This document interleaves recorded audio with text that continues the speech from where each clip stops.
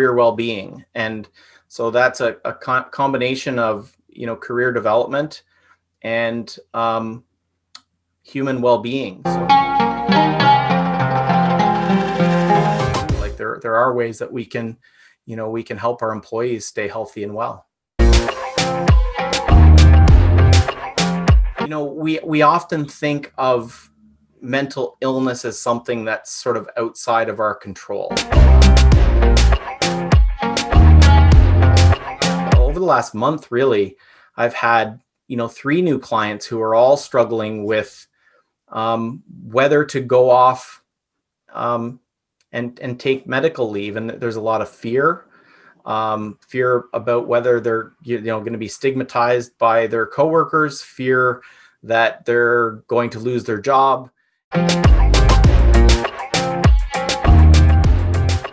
Welcome to another episode of Hoda's Career Info, your program for career literacy topics.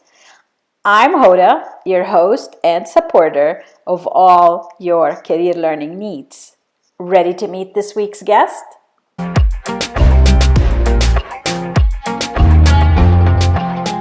My guest today is Derrick McEachern. Derrick is a registered counseling therapist and a Canadian Certified Counsellor who's been practicing in Nova Scotia since 2006.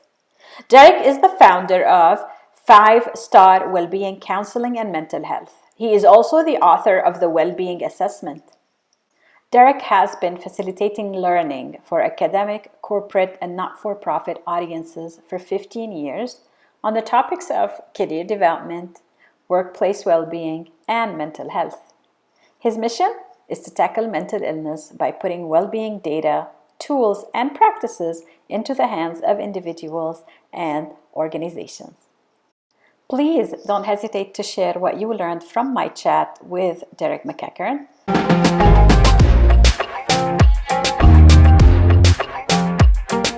Thank you so much for joining me, Derrick McEachern. I am very excited to have you. You bring a unique background from many of the guests I have interviewed so far, and definitely excited to hear your story and learn more about your work. I do like always to appreciate it. Happy to be here. I always like to start by challenging you to define a career term. My favorite one is career literacy, but you chose a different one. And please, can you share your definition of it or description of the career term of your choice? Yeah, well, I think for me, probably the career term that I think is important is career well-being. And so that's a combination of, career development and human well-being. So I guess, to sort of define that, it would be to, be looking for work and finding work and a balance between, what's good for us in terms of work that we enjoy, like to do, look forward to doing on a day-to-day basis that keeps us healthy and well and helps us have a good balance between our human needs as individuals and the life that we want to live. Thank you. That's a great definition. And career well-being is so important, and it is something everybody needs to reflect on. My next question to you is about your background. How did you get to where you are today and starting your own really counseling business and your journey a little bit? Yeah, so I guess after 6 years of working as a teacher, I knew that it was really important to me. I had sort of a desire to help people and be of help to people in more of an individual way. And so I decided that I wanted to study counseling. And so I did a master's in counseling. And when I graduated from my master's in counseling, the first job that I was sort of hired into, well, actually, I did 1 year as a school counselor. And then that was a term contract. And then I was offered the following year a job working at a community college, Nova Scotia Community College. And that job had a combination of personal counseling as well as career counseling. So that was really my first introduction to career development and starting to understand people's needs in a more comprehensive way, I guess would be the best way to saying that.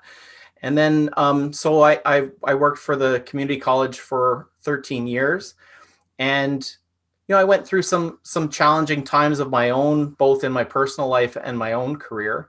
The first was going through a divorce, and just seeing how that impacted me and my career. I was doing quite a long commute at the time, so wanting to raise children and do a good job as a father, and also balance my career and my own goals to help people and to make a contribution through the work that I do. And I guess the second thing was that partway through, a couple of years after my divorce, I was still sort of struggling in areas that way. And then I went through, there was a sort of an organizational restructuring that happened, and my job and a number of other people's jobs were sort of eliminated. And so I was kind of told that I wouldn't be able to do counseling anymore. And that was a real blow, because that was, I had been very intentional about my career up until that time. And it was a real important thing to me. I was part of the Canadian Counselling Association and the Nova Scotia College of Counselling Therapists. So I just decided that, if I want to keep my career and I want to keep doing what I'm doing, I'm going to need to start a private practice. And so I started doing that. And over the last couple of years, I reduced my workload at the community college, and I'm now in my second year doing a leave from the college. And it's been a journey. It's been challenging, a lot of hard work, but it's been very, very rewarding. And today my practice is very busy, and really, really enjoying it, and really grateful that, that I kind of stuck with what I knew about myself and the importance of this work to me. Thank you for sharing your journey, Derrick. And I like the way you added that, you stuck with what works for you. And I think this is the message that I'd like to pass to the audience, to our clients, is that stick with what you think is right for you, and then you'll be happy. And just like you are, like, content right now with your private practice. Part of your journey also reflects, I think, the name of your practice. When we talk about 5-star well-being, what do you mean by that? Where did you get the idea for the name of the practice, and how does it relate to your work? Yeah, so as I mentioned, when I was kind of struggling after my divorce, and with the changes that were happening at the workplace where I was, I found myself pretty exhausted, getting burnt out, doing work that really wasn't fueling me. And I really got to a point where I was feeling quite depressed and burnt out. And I had to take some time off, and I took I think it was about 3 months as a starting point, I think, just of medical leave. And then shortly after that, I decided I was going to take a full year's leave, and see if I could find some other way to to live. I was doing that long commute, and that was very difficult for me at the time. And so it was about that time that I started really digging into and looking at, like, what's going on, because I don't feel depressed. I had all the symptoms of depression, but I still felt like positive and hopeful about my life. I felt like, things were going, although, work was difficult and the relationship was difficult, I felt hopeful and optimistic, but I knew something else was going on. And so then when I started doing some research on well-being and what it takes to be well, I came across a lot of research from a number of different organizations. And the one that really struck me was the research from Gallup, which talks about 5 essential areas of well-being. And that really resonated with me, because, so just to sort of share those with you, the first one is purpose. So having work that we, like doing, that gives a sense of purpose and meaning in our lives. And then social is having loving, supportive relationships. Physical, having good physical health and having the energy to do what we want to do on a day-to-day basis. Financial, having our financial needs met and feeling safe and secure financially.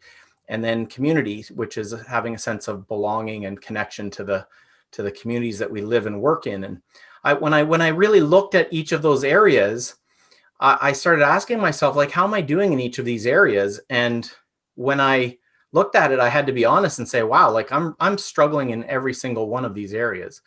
And that was kind of what I really liked about the Gallup's 5 areas. There's other models of well-being, but they had often multiple areas, and it seemed really overwhelming. But this really gave me a tangible way to look at my life and my circumstances and say, what's going on?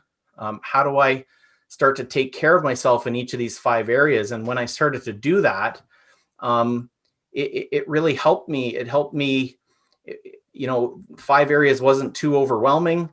And I was able to actually look at, like, what's 1 or 2 things that I could change or do in my life that would impact all of these areas. And so I was able to do that.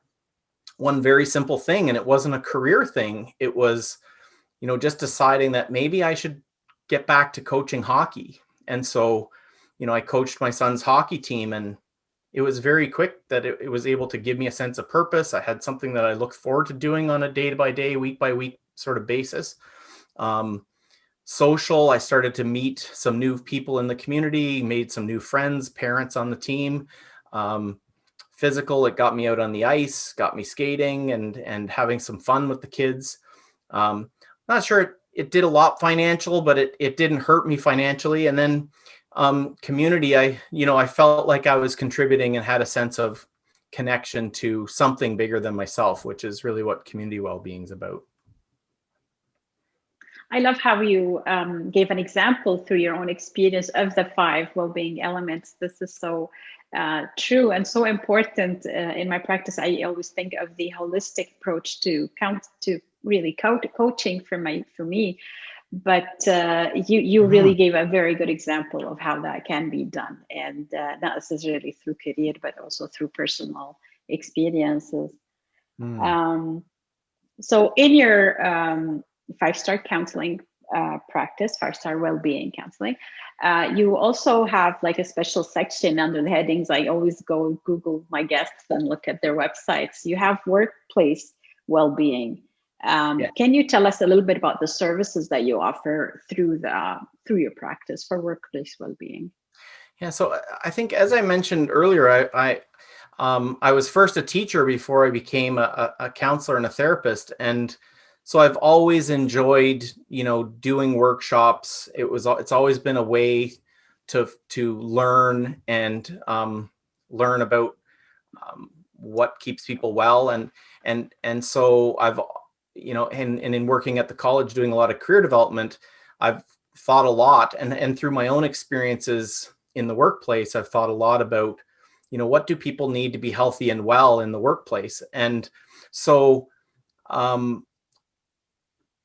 workplace well-being, I've started to offer workshops on the research that I've been doing. And I've been very fortunate to get some funding to hire some students at Acadia University, which is really close to me. And for a couple of summers now, I've had students who are helping me with research. And so we're doing research on these 5 areas of well-being, and we're doing research on, what it takes to have a psychologically safe workplace.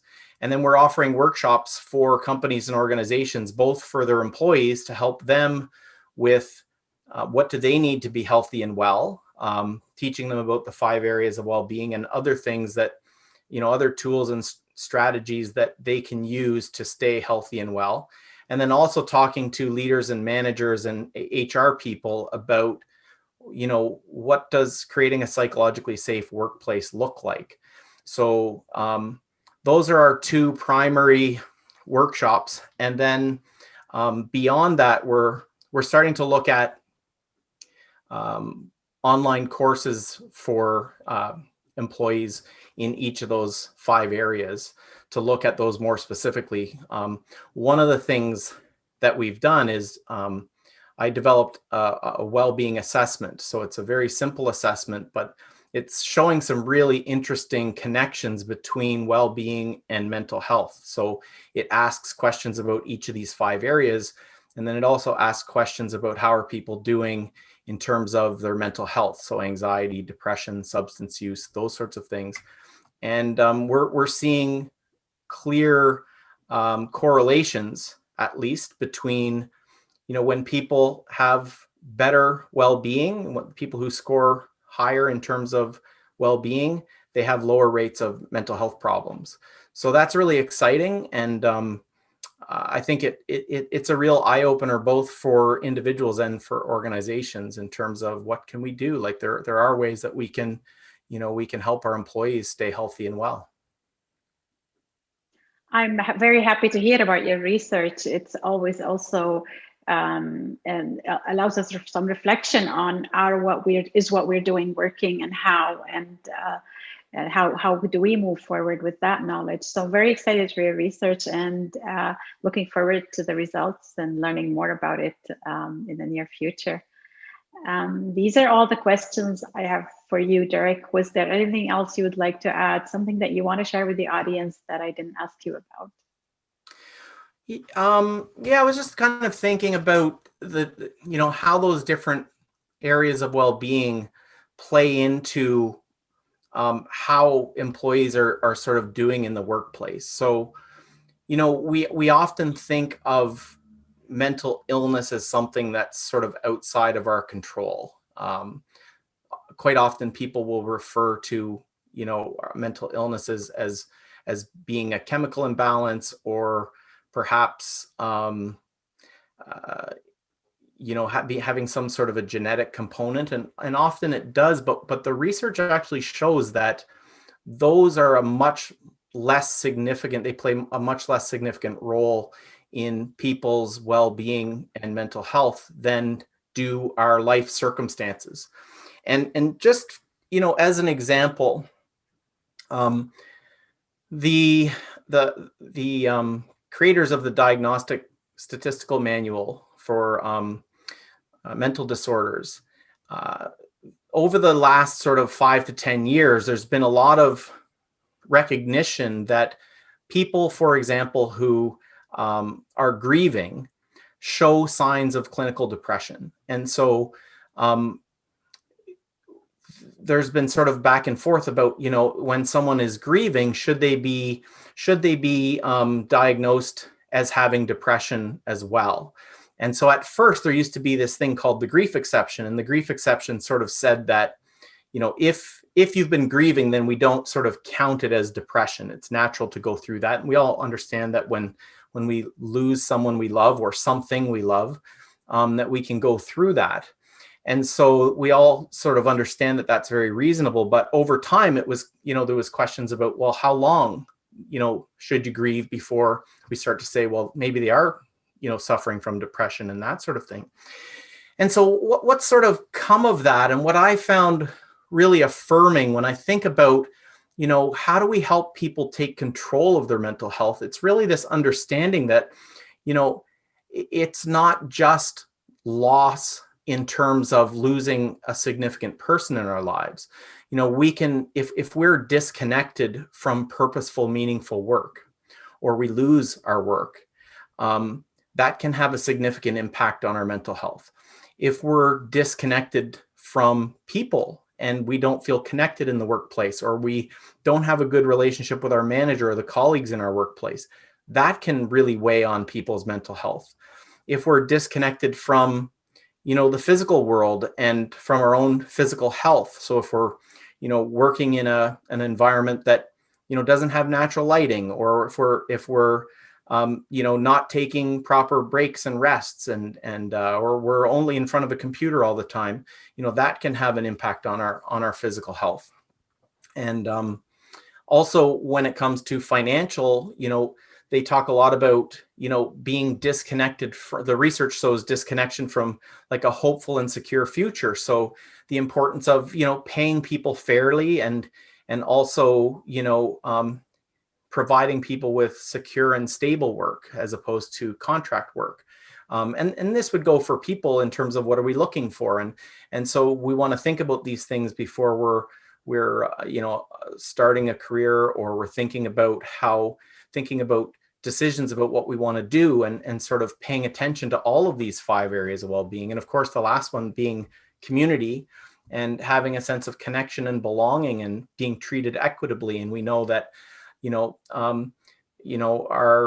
our brothers and sisters in the, Indigenous and Black and Asian communities, and people who might be LGBTQ or people with disabilities, that sort of thing. So, all of these people need to have a sense of connection and belonging. We all do. And so all of these things are really important for employees to understand about themselves, but also for, leaders and HR managers when they're thinking about, who are we hiring as our managers, and how are we setting up our workplace to make it psychologically safe for our employees.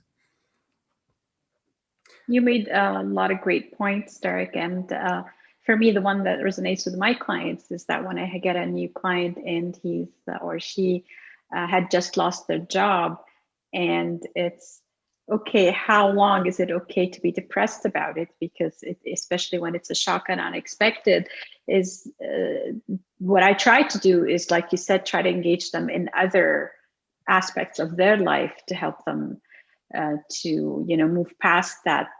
But how long? And I think would that be like an individual thing? Is it a week, a month, or when do we say, okay, now you got to draw a line on this and get to work, or get back into your life? That's always a very tough, I think, thing. Yeah, I think it is a very individual thing, but it also calls for understanding and compassion from leaders and managers and HR people, understanding and listening to what doctors are recommending and that sort of thing. Just over the last over the last month, really, I've had 3 new clients who are all struggling with whether to go off and take medical leave, and there's a lot of fear about whether they're going to be stigmatized by their coworkers, fear that they're going to lose their job. And I think one of the things that we also need to understand in our workplaces is that it's not just things that we do in the workplace. People are bringing problems and challenges and histories and traumas of their own, and it may have nothing to do with the workplace, but are we creating opportunities and safe space, and do we have ways for people to learn about themselves and get the support that they need, so that they can work through those things? And if we care about employees beyond just that there's someone who works for us, and we show them that we're really there for them, and we see them as people, not just employees, then they're going to go the extra mile for us, and they're going to really make real contributions because they feel so supportive and grateful. And that really comes back to feeling safe and secure, right? That's sort of the basis of well-being. And I guess that's maybe something to kind of wrap up on, is that well-being isn't just about continually feeling happy or feeling good in our lives. It comes down to our deepest needs. Like, one is for feeling safe and secure, having good connections and healthy connections, and feeling good about ourselves. And then 2, about opportunities for growth. And that's another thing that we talk about in our workshops, is like, are we creating opportunities for our employees to grow and learn and develop and those sorts of things. So yeah, I think it's all super exciting for me. I love learning about this stuff. I think it's so important, and it also helps me as a therapist, because the more I learn about well-being, the better I am as a person, but also as a therapist. So yeah, I really enjoy the work. Definitely an important topic that needs to be talked about more and more, be out in the open, the mental well-being for sure, and mental health well-being. So I thank you for bringing this up, and I do appreciate your time. Do you have anything else you want to add? All those gems of knowledge for sure. I think that's all for today. I mean, I guess what I could say is that anybody who's interested in understanding their own well-being, they can always visit my website. The Wellbeing Assessment that we've developed is offered for free. It only takes about 5 or 6 minutes. You can get a snapshot of how you're doing in each of those 5 areas of your life, and I think it can provide some insight into how we're doing mentally and emotionally, but it also can give us a framework for how we make career decisions. Thank you so much for being on this series, Derrick, and I look forward to more collaborations. Great. Yeah, well, so nice meeting you, Hoda, and thanks so much for having me. Thank you for joining me and Derrick McEachern in this final episode of Hoda's Career Info for the year 2021. And I'd like to add a special thank you to Derrick for sharing his journey. There are lots of lessons and advice in this episode that Derrick shared. Which advice stood out as most important or most relevant to you? Please share in the comments section. You can connect with Derrick on his company's website, 5starwellbeing.com. Derrick is also on LinkedIn, Facebook, Instagram, and Twitter. My chat with Derrick brings Season 1 of Hoda's Career Info to its end for the year 2021. I look forward to having you join me in 2022, where I will continue to interview career professionals from across the globe.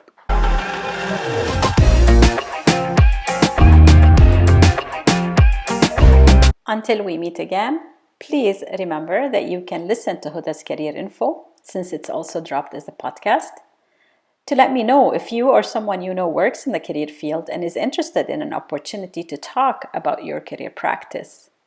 Please don't forget to like, subscribe, and follow me on social media.